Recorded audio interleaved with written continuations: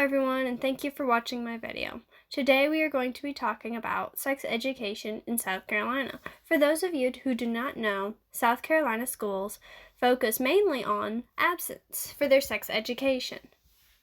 This means that there's a lot of stuff left out when teaching these classes, including condoms with different types of protection, as well as LGBTQ sexualities and how to practice safe sex while being part of that community. Abortions are one of the things that are given incorrect information about in schools when teaching about sex education. The reason why many of South Carolina schools and the whole of South Carolina is this way is because a lot of the residents feel very strongly about their religion. So it also leaks into the school system.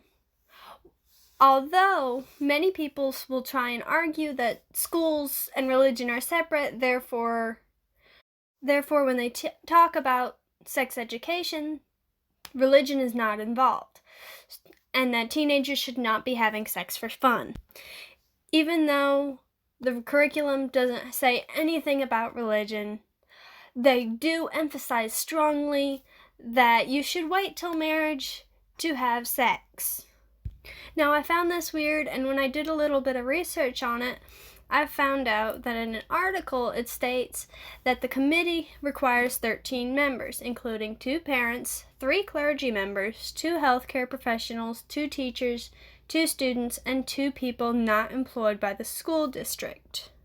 This in itself is a problem because you have more pastors and people of the church deciding what you learn than health professionals who know what they're talking about and who have the facts. Because of this, many students learn that the only way to stay safe from sex and STDs and getting pregnant is to wait till marriage.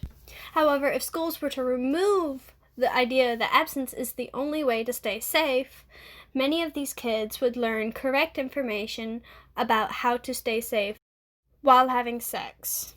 Many of the teenagers that go through this curriculum either A, know it's wrong and therefore just don't even listen to anything that has to be said during these talks and classes, so they just completely throw everything out of their mind, learning nothing. And the schools don't even help trying to teach kids the things that the kids want to learn about. Okay. Since the program is only about absence, many of these schools do not teach kids about LGBTQ or the community. Now, a lot of people think in the South that LGBTQ is wrong and it's just a phase that has nothing to do with sex, and students will just come out of it eventually and find someone right for them. And yes, for some kids it may be a phase, but for many of these kids who do come out as part of the LGBTQ community, it is important for them to learn about safe sex and the different genders and sexualities that come with the LGBTQ community. Therefore, many of these students find that they think themselves as wrong or incorrect, or they learn incorrect things about their own sexuality, which can later hurt them in the future. Another thing that these schools do not teach about is abortion. So many of these girls learn that abortion is very wrong and they should never do it.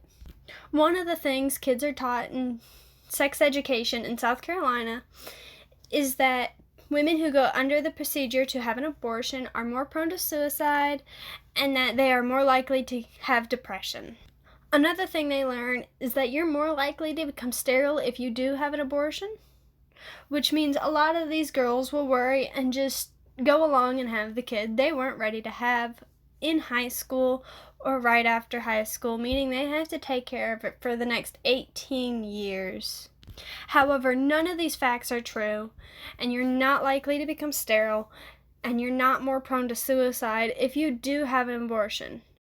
Many of these girls are learning these facts, and it ends up hurting them in the long run because the teachers do not care about what happens and will most likely, if they do have a child, judge them harshly because they are unable to do some of their work, or they even have to drop out of school, meaning they don't even have their GED. Now, the last 2 things that schools do not teach about is different types of sex and how to protect the students when performing these acts. And because of this, STDs are rampant in South Carolina. We have more than the U.S. average for STDs in our communities.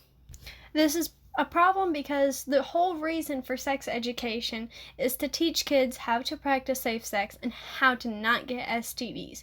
But because of our curriculum and how we made the system, it distorts all the facts and makes it to where kids don't learn the necessary information to stay safe other than not have sex. And we know in this generation that's just not something that's normal. One thing that would help the rampant amounts of STDs that are going through our school systems and our communities would be putting out free condoms in the bathrooms or in the guidance counselors' offices during the days at schools. Even though condoms are not a 100% protection against having kids, they are a very high percentage of protecting against STDs and kids. And because schools are not giving out these condoms or different types of protection, many of these students will be willing to steal, lie, and cheat their way into getting condoms, which includes stealing from the grocery store or straight up just having sex with no protection. And studies have shown that if you give out condoms to our kids, they will use them. But if you don't, they won't, which increases the STDs and kids being had by young adults. Thank you for listening to my rant. Now please enjoy the rest of this video. Thank you.